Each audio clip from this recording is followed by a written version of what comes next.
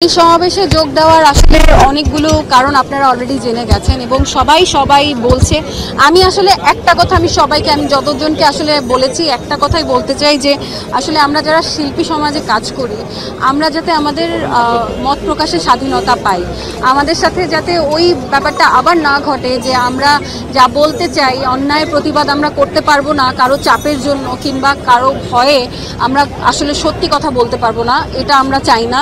অবশ্যই আমাদের অনেকগুলো দাবি আছে আর এই মুহূর্তে সবচেয়ে বড় দাবি হচ্ছে যে এই মুহূর্তে যে সহিংসতাগুলো হচ্ছে গত 5 তারিখের পর থেকে যা যা ঘটে যাচ্ছে সেগুলোকে প্রতিহত করতে হবে। আমি চাই না যে আমার আরেকটা ভাই কিংবা বোন কিংবা বাবা কিংবা মা রাতের বেলা জেগে জেগে ডাকাত পাহারা দেয়, এটা আমি চাই না।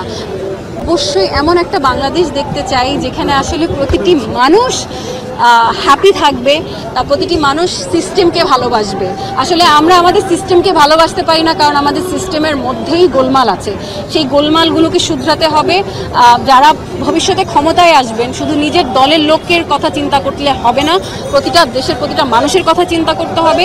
নিজের দলের মানুষকেই আপনি টাকা পয়সা দিয়ে ব্যবসা বাণিজ্য দিয়ে একদম লাঠি উঠিয়ে রাখবেন আর অন্য দল কিংবা অন্য যারা এদের মতবাদ আছে তাদেরকে আপনারা পিছিয়ে রাখবেন, দমিয়ে রাখবেন, এটা চলবে না। যারাই আসবেন ক্ষমতায় মাথায় রাখতে হবে যে আসলে আমাদের পূর্ববর্তী সরকারের যে পরিণতি হয়েছে সেটা আপনাদের সাথেও হতে পারে। তো সবাইকে সাবধান থেকে এবং ন্যায়ের পথে থেকে সুন্দর সুষ্ঠু খুব সুন্দর একটা বাংলাদেশ গড়তে হবে।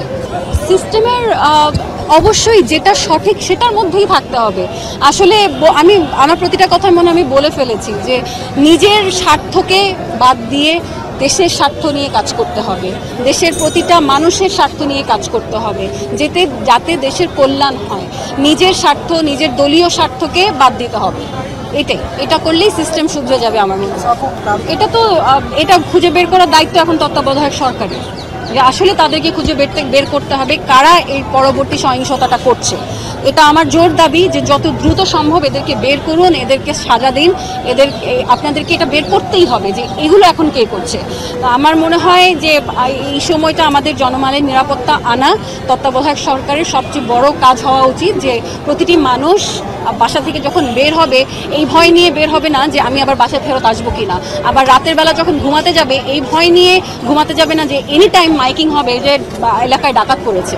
এগুলো এই তত্ত্বাবধায়ক সরকারকেই এখন বের করতে হবে যে কারা এসব করছে, কেন করছে, যারা করছে তাদেরকে দমাতে হবে।